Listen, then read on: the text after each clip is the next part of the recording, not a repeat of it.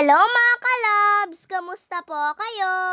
Nagluto po pala si Mama ng pritong saging. Ag-crave nga din po si Mama sa sardinas na hinaluan niya nga po ng kamatis, sibuyas at suka. Meron nga din po itong adobong atay baluna na pinang-almusal nga po namin kaninang umaga. Pagkahanda po pala nito sa mesa ni Mama ay sakto nga din po natapos na rin po akong maligo. Kaya eto nga at nag-aalmusal na rin po ako. Kagabi pa nga daw po sana gagawin ni Mama eto pong sardinas na may kamatis. Kaya lang sabi niya ay masarap daw po ito sa pang-almusal. Pagkatapos ko po palang kumain mga kalabs ay nilabas ko na nga din po itong puting sapatos ko. Eto po pala niregalo sa akin ni Papa nung Pasko. Isusuot ko nga po ito mga kalabs dahil may paggagamitan nga po ako dito.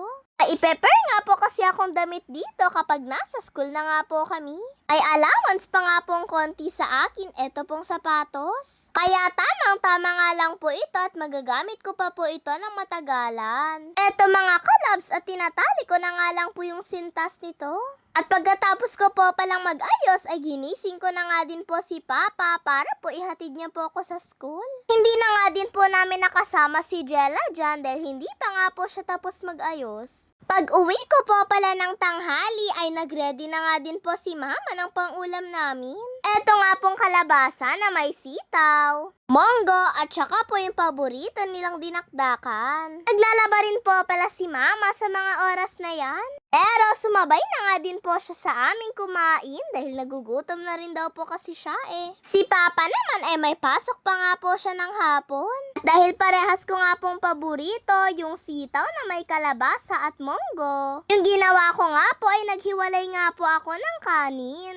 Tapos, yung isang parte nga po ng kanin ay nilagyan ko po yun ng sitaw na may kalabasa. Tapos yung isa naman po ay monggo. At sa totoo lang mga kalabs ay parehas lang din naman po silang masarap. Pagbalik po pala namin sa school, eto nga at ihahatid po kami ni Papa. Ayan at pasakay na nga din po si Jella. Mamayang 3:00 pa naman po kasi yung duty ni Papa kaya maihahatid niya pa rin po kami.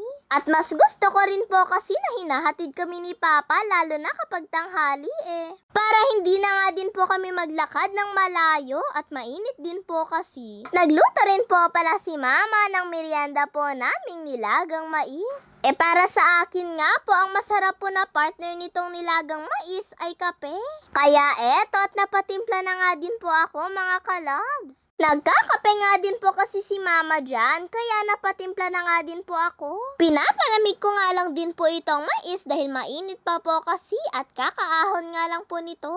At nung medyo malamig-lamig na nga din po ito, eto nga at kinuha ko na nga din po para pumatikman na. Malambot po pala itong mais mga kalabs. Konting kwento lang po mga kalabs. Nung bata pa nga lang daw po sila Mama kapag anihan na nga daw po ng mais ay halos lagi nga daw po silang kumakain ng ganito. Kung noon nga ay hindi daw po sila bumibili ng mais. Ngayon, bumibili na daw po sila.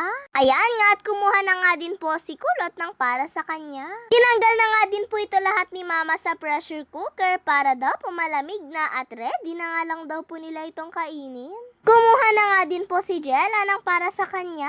Kahit isa nga lang pong makain mong ganito ay nakakabusog na nga po. Alam na at malalaki naman po. Pagdating nga po ni Yumi ay hinati nga lang po muna ni Mama yung isang buo niya. Pero pagkaubos nga po niyan ay binigay nga din po ni Mama sa kanya yung kalahati at aba naubos niya nga po lahat.